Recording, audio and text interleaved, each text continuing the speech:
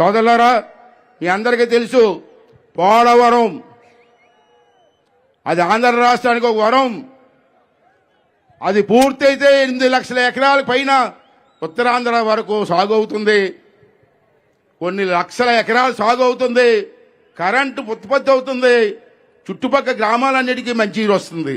అటువంటి పోలవరాన్ని చంద్రబాబు నాయుడు గారు వరంగా తీసుకొని ప్రయత్నం చేస్తే 72% మేము పూర్తి చేస్తే నా కొడకల్లారా ఏం చేశారా మీరు 4 సంవత్సరాలు అడుగుతున్నాను నేను.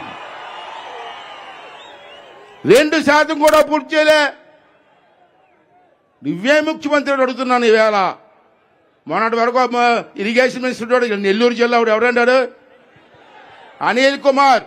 అమ్మో, అసెంబ్లీలో తొందర ఎందుకు బ్రదర్, వచ్చేస్తాం బ్రదర్, పారేస్తాం బ్రదర్ అన్నాడు.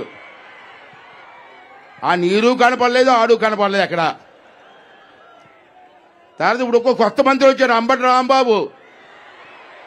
రాంబాబు గారు పోలవరం ప్రాజెక్టు ఏంటంటే నాకు అరగంట చాలు అంటాడు. అదే పోలవరం గురించి చెప్పబోయే అంటే నాకు అరగంట చాలు అంటే దేనిగా అరగంట? మా విశాఖపట్నంలో మంత్రి ఉన్నాడు, ఇప్పుడు లేళ్ళని తీసి పారదెప్పారు. అవంతి శ్రీనివాసరావు. శ్రీనివాసరావు గారు ఏం చేస్తున్నారంటే నాకు గంట చాలు అంటాడు.